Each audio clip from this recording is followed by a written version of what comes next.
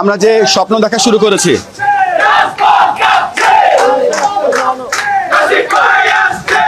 ভালো স্টার্টটা আমি মনে করি বিসিবির নিউ লিডারশিপ। সিরিজ জয়টা আমি মনে করবো যে উই আর লাকি। ওভারনাইট তো আসলে চেঞ্জ পসিবল না। ওভারনাইট কয়েকদিন খারাপ খেলতে পারে, কয়েকদিন ভালো খেলতে পারে। তবে আমরা কাজ করতে যাচ্ছি লং টার্মের জন্য। আমরা এমন পলিসি নিতে চাচ্ছি, ডিসেন্ট্রালাইজেশনের মাধ্যমে চ্যানেলটা তৈরি করতে চাচ্ছি এবং প্রপার ট্রেনিং সেট আপ করতে চাচ্ছি, যাতে করে এটার ফলাফলটা হয়তো আজকে পাওয়া যাবে না, এটা 5 বছর পরে পাওয়া যাবে, বাট এটা লং টার্মে বাংলাদেশের ক্রিকেটকে একটা ভালো জায়গায় পৌঁছে দেবে। আপনার জন্য কতখানি পজিটিভ? কারণ ফারুক আহমেদকে সরিয়ে আমিনুল ভাইকে দায়িত্ব আগে দিয়েছিল না, এবং তিনি আসার পরে বাংলাদেশের তারা সিরিজ জয়টা আমি মনে করবো যে উই আর লাকি। কারণ এই অল্প সময়ে এমন কিছু কাজ হয়ে যায় না যে বাংলাদেশ টিম একেবারে 10 থেকে 2-3-এ চলে আসছে, তাই না?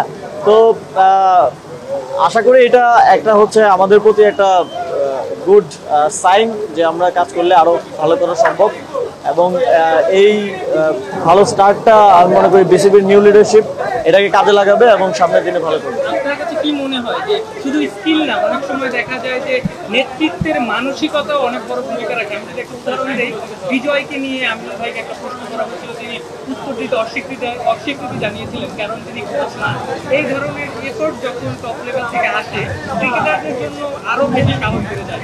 না, বিগত সময়ে আমরা দেখেছি যে মানে মন্ত্রী এসে বলছে যে এই প্লেয়ার খেলবে না, কারণ সে তো এইগুলোতে যেটা হয় আপনার একটা ইনস্টিটিউশন ওয়ার্ক করা বন্ধ করে দেয়। আপনি যখন আমি যদি প্লেয়ারদের সাথে কথা বলি তাহলে এখানে কনফ্লিক্ট অফ ইন্টারেস্ট তৈরি হবে অবশ্যই।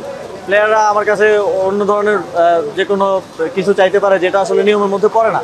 তো সেই জায়গা থেকে আমার মনে হয় প্রফেশনালি হ্যান্ডেল করা উচিত। টিমের সাথে যারা সংশ্লিষ্ট তারাই টিম নিয়ে কাজ করবে।